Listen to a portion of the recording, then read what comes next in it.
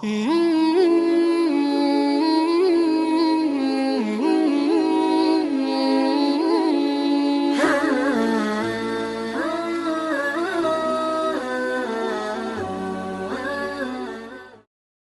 لله الذي هدانا لهذا وما كنا لنهتدي لولا أن هدانا الله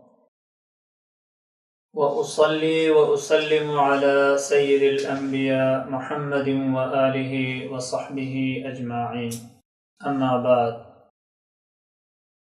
قال الله تبارك وتعالى الزانية والزاني لا ينكح إلا زانية أو مشرك وقال الله تبارك وتعالى يا أيها الذين آمنوا قوا أنفسكم وأهليكم نارا صدق اللہ العظیم۔ معزز ناظرین گرامی، السلام علیکم ورحمۃ اللہ وبرکاتہ۔ معزز ناظرین گرامی،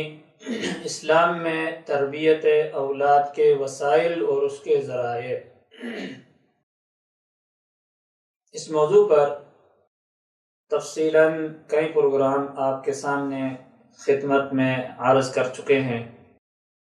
اور پیش کرنے کی ہمیں سعادت حاصل ہوئی ہے، اور 4 جو ذرائع ہیں، وسائل ہیں، ان پر تفصیلاً بما امثلہ سیرت طیبہ سے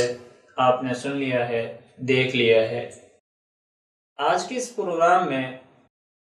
5واں جو ذریعہ ہے اس کو اوپر گفتگو ہوگی۔ تربیت کے حوالے سے جو بہترین وسائل ہمارے دین نے ہمیں بتائے ہیں، اس میں سے ایک سزا بھی ہے۔ اسلامی شریعت کے یہ جو خوبصورت احکام ہیں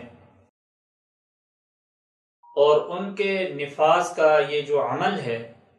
تو اس کا بنیادی جو مقصد ہے، اغراض و مقاصد ہیں، وہ یہ ہیں کہ انسان کے جو بنیادی ضروریات ہیں، ان بنیادی ضروریات کی حفاظت ہو سکے، اور فقہا ان کو کلیات 5 سے تعبیر کرتے ہیں، جو کہ بنیادی طور پر 5 چیزیں ہیں: دین کی حفاظت، نفس کی حفاظت، عزت و آبرو کی حفاظت، مال کی حفاظت اور جان کی حفاظت۔ یہ 5 چیزیں یہ ہیں کہ ان کے تحفظ کے لیے اللہ رب العزت نے باقاعدہ طور پر سزائیں اتاری کہ جس کی بنیاد پر یہ 5 چیزیں محفوظ ہو سکیں، ایک انسان کے، ایک مسلمان کی، ایک مومن کی۔ چنانچہ قرآن کریم میں اس کے تفصیلی احکام موجود ہیں کہ دیکھیں، آپ اللہ تعالیٰ نے جو اپنے دین کو چھوڑتا ہے، مرتد ہو جاتا ہے، اس کی سزا مقرر کی ہے۔ کوئی انسان دوسرے انسان کو بغیر کسی گناہ کے قتل کرتا ہے، اللہ نے اس کی سزا مقرر کی ہے۔ کوئی انسان کسی انسان کے آبرو پر حملہ آور ہو جاتا ہے، اس کے اللہ تعالیٰ نے سزا مقرر کی ہے۔ کوئی انسان کسی انسان کے مال اٹھا لیتا ہے، چوری کر لیتا ہے، اللہ تعالیٰ نے اس کی سزا مقرر کی ہے۔ اور کوئی انسان دنیا کے اندر شر و فساد پھیلاتا ہے اور امن عامہ کو تباہ کرتا ہے، اللہ تعالیٰ نے اس کی سزا مقرر کی ہے۔ اور اس کے علاوہ معاشرتی جو آداب ہے، ان کے خلاف ورزی کرتا ہے تو اس پر باقاعدہ طور پر تعزیرات مقرر ہیں۔ ان سب کے مجموعی جو مواد ہے، اس کو اگر ہم دیکھتے ہیں تو اس سے یہ معلوم ہوتا ہے کہ اللہ رب العزت نے انسان کی جو بنیاد ہے، ان کے تحفظ کے لیے سزائیں مقرر کی ہیں، اور باقاعدہ طور پر اپنے کلام میں، کلام اللہ میں اس کے تفصیلی احکامات اتارے ہیں۔ کہ ایک انسان کی یہ 5 چیزیں انتہائی اہم ہیں، اور اس میں کسی دوسرے کو اللہ تعالیٰ نے یہ حق نہیں دیا ہے کہ وہ اس میں دخل اندازی کرے، اس کے حدود کو پامال کرے، اور جو حدود کو پامال کرے گا اس کی سزا اللہ نے مقرر کی ہے، جیسے زنا کی سزا ہے، تہمت کی سزا ہے، چوری کی سزا ہے، اسی طرح ڈاکہ زنی کی سزا ہے، اور عقل کو خراب کرنے والی جو چیز ہے اس کی بھی سزا ہے۔ تو ہم یوں کہہ سکتے ہیں کہ اللہ رب العزت نے سزا کو بھی ایک وسیلے کے طور پر اتارا ہے، اور سزا جو ہے نا یہ بھی تربیت کے لیے ایک اہم چیز ہے۔ اگر ارتداد کی سزا نہ ہوتی تو دین کی حفاظت ممکن نہیں تھا، اگر ڈاکے کی سزا نہ ہوتی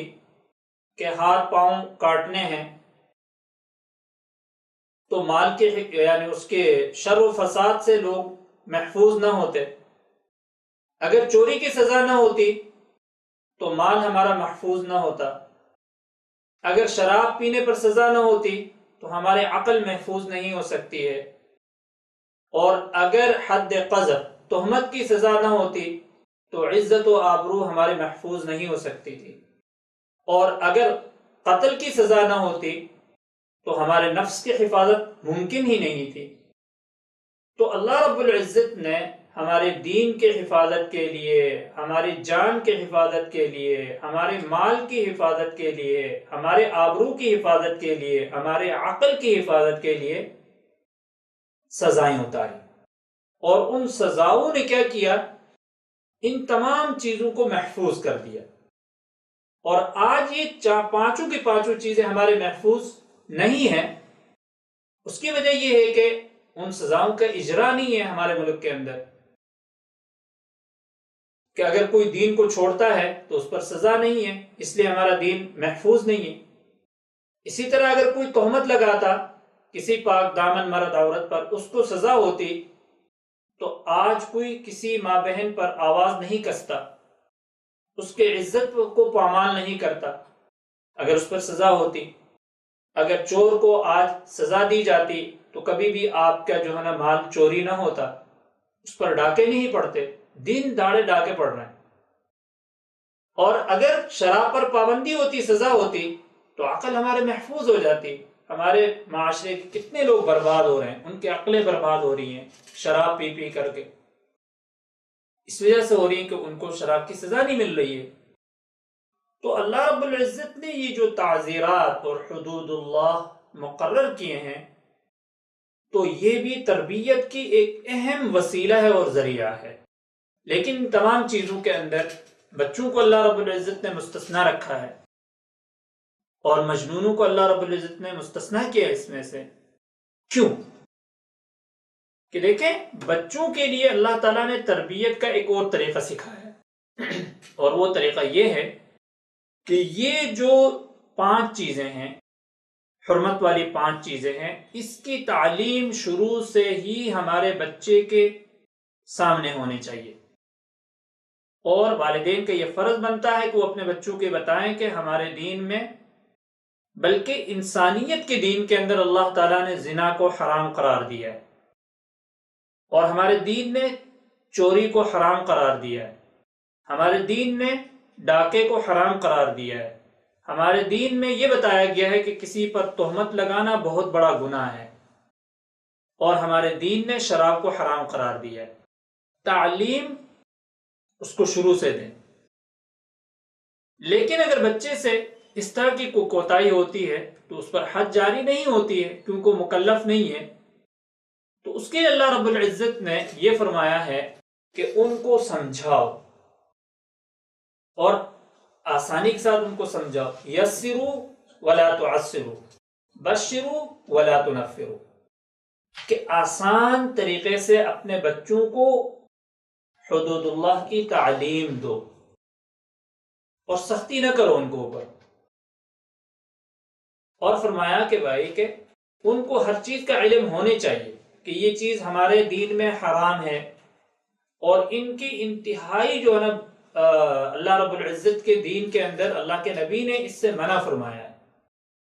تو بچوں کے لیے طریقہ یہ ہے کہ ان چیزوں کی تعلیم ان کے سامنے ہو۔ پھر اس کے بعد بعض مراحل ایسے ہوتے ہیں جہاں بچے کو تھوڑی کچھ سزا دینی پڑتی ہے۔ اور معزز ناظرین گرامی، یہ جو بچے ہوتے ہیں یہ نفسیاتی اعتبار سے ان میں بڑا فرق ہوتا ہے۔ بعض بچے ایسے ہوتے ہیں کہ ان کے لیے ڈانٹ ہی کافی ہوتی ہے، بعض بچے ایسے ہوتے ہیں کہ ان کے لیے ڈانٹنے کے ساتھ ساتھ تھوڑی سی جسمانی سزا کی بھی ضرورت ہوتی ہے، اور جسمانی جو سزا ہوتی ہے اس کے پھر مختلف طریقے ہیں۔ مثلا والدین روٹھ جاتے ہیں، بات نہیں کرتے ہیں، تو بعض بچے اتنے حساس ہوتے ہیں کہ ان کا اپنے والدین کا یہ جو رویہ ہوتا ہے یہ ان کے لیے ناقابل برداشت ہوتا ہے، اور وہ فوراً اس طرح کی جو رویہ ہوتا ہے اس پر متنبہ ہو جاتے ہیں اور توبہ کر لیتے ہیں کہ آئندہ مجھ سے یہ غلطی نہیں ہونی چاہیے کہ میری امی مجھ سے بات نہ کر رہی ہو۔ دیکھو قرآن کریم نے اس کا ایک طریقہ سکھایا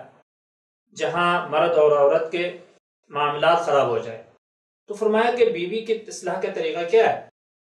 کہ سب سے پہلے اس کو سمجھائے۔ اب اگر وہ ذہین ہے، ذکی ہے، تو اس سے سمجھ جائے گی۔ اگر کچھ ہٹ درم ہے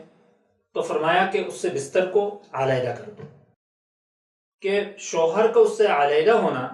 کمرے میں بستر میں علیحدہ ہونا بعض مرتبہ عورت کو اوپر بہت شاق گزرتا ہے۔ فرمایا کہ یہ طریقہ بھی کیا ہے، اس کی اصلاح کا ہے۔ اگر اس سے بھی نہیں چلتا ہے تو فرمایا پھر اس کے بعد بیوی کو کے اوپر ہاتھ اٹھا سکتے ہیں، اور اس میں بھی ایک طریقہ بتایا گیا ہے کہ بھائی اس کے منہ پہ نہ مارے، سر پہ نہ مارے، ایسی جگہ پہ نہ مارے کہ جس سے اس کو نقصان ہو سکتا ہو۔ تو یہی طریقہ بچوں کے لیے بھی اپنایا جا سکتا ہے کہ سب سے پہلے ان کو سمجھائیں، سمجھانے کے بعد اگر کوئی بچہ ایسا ہے سمجھانے سے نہیں سمجھتا ہے تو ڈانٹ ڈپٹ کریں۔ ڈانٹ ڈپٹ سے اگر کوئی بچہ اس طبیعت کا ہے کہ جو سمجھانے ڈانٹ ڈپٹ سے بھی نہیں سمجھتا ہے تو پھر اس کے اوپر اسٹک اٹھائیں، لیکن وہ بھی اس طریقے سے اٹھائیں کہ بچے کو جسمانی طور پر کوئی نقصان نہ ہو۔ تو سزائیں بر وقت اور وہ بھی مناسب، اور بچے کے جو اس کی فطرت ہے، اس کی طبیعت ہے،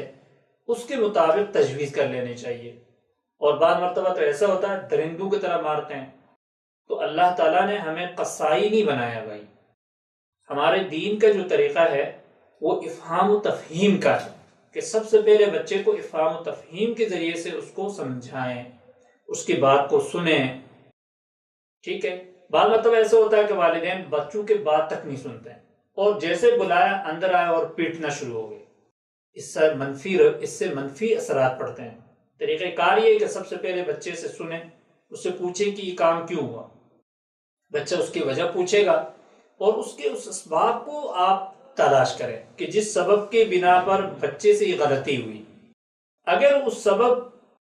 کے بنا پر جس سے اسے غلطی ہوئی، ہو سکتا ہے کہ وہ سبب ہمارے وجہ سے ہوا ہو، اگر وہ سبب پیدا کرنے کے وہ ہم ہیں، باعث ہم ہیں، تو ہمیں اپنی اصلاح کرنی چاہیے۔ اور اگر اس کے سبب کوئی برا ساتھی ہے تو اس کی اصلاح کر لینی چاہیے۔ اور اگر اس سبب کا باعث خود بچہ بن رہا ہے تو پھر اس صورت میں دیکھیں کہ بھائی کہ اس کو اگر میں سزا دینے لگوں تو سزا مجھے کس طریقے کی دینی چاہیے، اور وہ سزا دیں کہ جس سے اس پر مثبت اثرات پڑیں، نہ کہ منفی اثرات پڑیں۔ تو سزائیں تو دی جا سکتی لیکن اس کے طریقہ کار کو دیکھنا بہت ضروری ہے۔ اللہ تعالیٰ ہم سب کو عمل کرنے کی توفیق نصیب فرمائے۔ السلام علیکم ورحمۃ اللہ وبرکاتہ۔